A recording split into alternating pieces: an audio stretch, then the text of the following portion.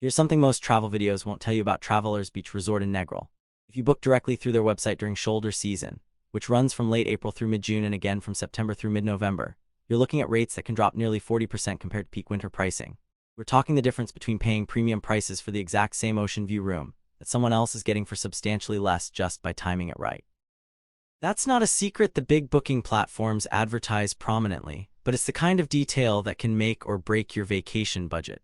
So let's dig into what you're actually getting at this property, room by room, meal by meal, because knowing where your money goes matters more than glossy marketing photos ever will. Starting with the accommodations, Travelers Beach Resort operates on a straightforward tier system that makes sense once you understand what you're comparing. The standard rooms are essentially the reliable workhorse of this property. Think of them as the trusty sedan of the hotel world, nothing flashy, but they get the job done without complaint.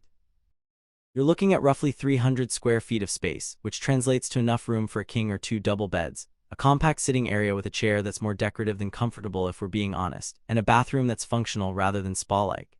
The air conditioning works well, which matters significantly in Jamaica's coastal heat, and you get a small balcony or patio depending on your floor assignment. What these rooms lack in square footage they attempt to compensate for with location, as many face the gardens or offer partial ocean glimpses if you crane your neck at the right angle. The decor leans toward tropical standard issue, bright fabrics and dark wood furniture that you've probably seen in a dozen other Caribbean properties.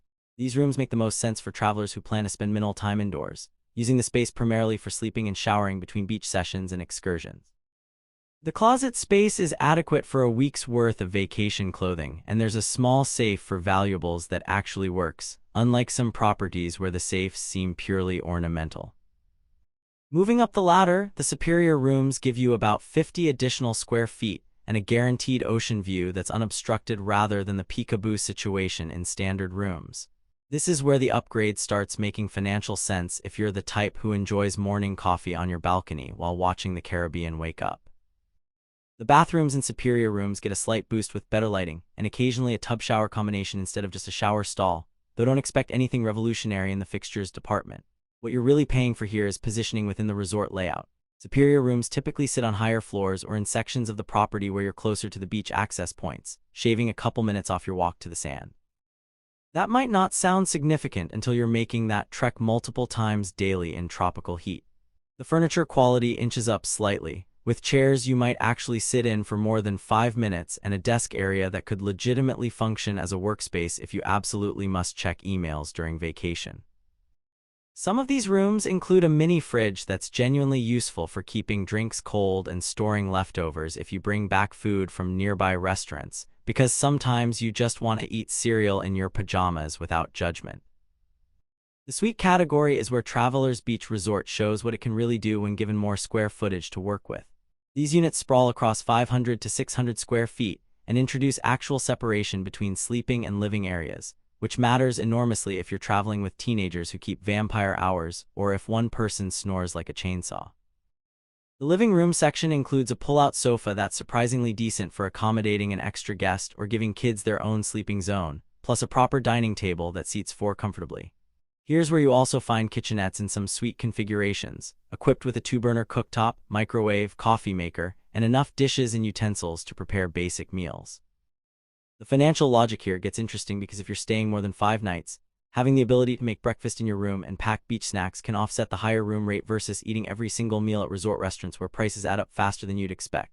The bathrooms and suites often feature double vanities, which prevents the morning traffic jam when multiple people are trying to get ready simultaneously, and some include separate shower and tub setups. Balconies expand to accommodate actual outdoor furniture arrangements where you could feasibly eat a meal or work on your laptop with ocean breezes as your office environment. When it comes to dining, Travelers Beach Resort runs several outlets that cover different moods and hunger levels throughout your stay. The main restaurant operates on a buffet format for breakfast and dinner, with lunch service that shifts between buffet and a la carte depending on occupancy levels and day of the week. Breakfast spreads lean heavily into tropical fruit territory, with papaya, mango, and pineapple that actually taste like they were picked recently rather than shipped from thousands of miles away. You'll find made-to-order egg stations where cooks prepare omelets and scrambles with fillings ranging from standard cheese and vegetables to more adventurous options incorporating local peppers and jerk seasoning. The Jamaican breakfast items deserve attention, particularly the ackee and saltfish if you're willing to try the national dish, which tastes like scrambled eggs met the ocean in the best possible way. Coffee quality sits somewhere in the middle range, better than gas station brew but not what specialty coffee enthusiasts would celebrate. For dinner, the buffet rotates through themed nights including Caribbean, Italian, and seafood-focused menus. The proteins coming off the grill carry actual char marks and seasoning that shows someone in the kitchen understands how heat and spices should work together. Jerk chicken appears frequently and demonstrates proper preparation with Scotch bonnet peppers providing heat that builds gradually rather than punching you immediately. Fresh fish options change based on daily catches, with snapper and mahi-mahi prepared in various styles from grilled with herb butter to escovitch with pickled vegetables that add acidic brightness cutting through the richness. The beachfront grill operates during lunch hours and serves exactly what you want when you're sandy and don't feel like changing clothes to eat. Burgers come properly seasoned and cooked to temperature rather than the hockey pucks some resort grills produce. Jerk pork gets slow cooked until the meat pulls apart easily, served with festival bread that's slightly sweet fried dough perfect for soaking up the spicy pan drippings. Fish tacos utilize soft tortillas with cabbage slaw and lime crema that taste freshly made rather than squeezed from industrial containers. The bar attached to this grill makes respectable rum punches using Jamaican rums that have actual flavor profiles beyond generic sweetness. Sitting here during late afternoon as the beach empties and the sun angles toward sunset provides one of those vacation moments that feels exactly like what you imagined when booking the trip. Service pace runs on island time, which means ordering food requires patience and accepting that your meal will arrive when it arrives, not according to any rigid timeline. The specialty restaurant requires reservations and operates several evenings per week, offering a more refined dining experience than the buffet's casual approach. Here the menu skews toward fusion concepts, blending Jamaican ingredients with international techniques. Starters might include conch fritters with Scotch bonnet yoli or plant-encrusted shrimp with mango chutney that balances sweet and savory notes. Main courses feature dishes like coffee-rubbed beef tenderloin with sweet potato mash and sautéed callaloo, or whole roasted fish prepared with thyme, garlic, and citrus, then filleted tableside. The kitchen clearly puts more effort into plating and presentation here, though the portions run smaller than buffet servings so don't arrive absolutely starving. Wine selection covers basic international options without venturing into serious collector territory, priced at the markups you'd expect from any resort restaurant. Desserts lean heavily on tropical flavors, with rum cake, coconut tart, and guava cheesecake appearing regularly. The atmosphere attempts romantic ambience with candlelight and linens, though the open-air setting means you're still hearing waves and feeling breezes rather than sitting in some hermetically sealed fine dining cocoon. Pool facilities at Travelers Beach Resort include a main pool that stretches in an irregular shape, designed to create different zones for various activities. The shallow end barely covers your knees, perfect for small children or adults who want to cool off while remaining mostly dry. Depth gradually increases toward the far end where it reaches about 5 feet, enough for actual swimming strokes, though serious lap swimmers will find the layout and crowds frustrating. Surrounding the pool, lounge chairs appear in sufficient numbers that finding a spot rarely requires pre-dawn towel reservation warfare, though prime shaded locations under Palomaras do fill up by mid-morning during peak season. The pool bar sits conveniently accessible without leaving the water, serving frozen drinks that lean sweet but get the job done when you're hot and on vacation. Bartenders know the regulars by day 3 and start preparing drinks before you finish ordering. Water temperature stays refreshingly cool without being shockingly cold, maintained at levels that feel good when air temperatures push into the 90s. A smaller, quiet pool sits away from the main action, designated for adults seeking escape from splashing kids in pool volleyball games. This secondary pool offers a more serene environment with deeper seating ledges built into the perimeter where you can sit chest deep in water, while reading or conversing without constant activity swirling around you. Beach access happens directly from the resort property onto a stretch of Negril's famous 7-mile beach, though calling it 7 miles is generous marketing, since the entire beach spans that distance while this property occupies maybe 200 feet of shoreline. The sand quality ranks excellent, pale and fine-grained rather than coarse or rocky. Water entry gradual and gentle, sloping slowly enough that you can walk out 30 yards before needing to swim.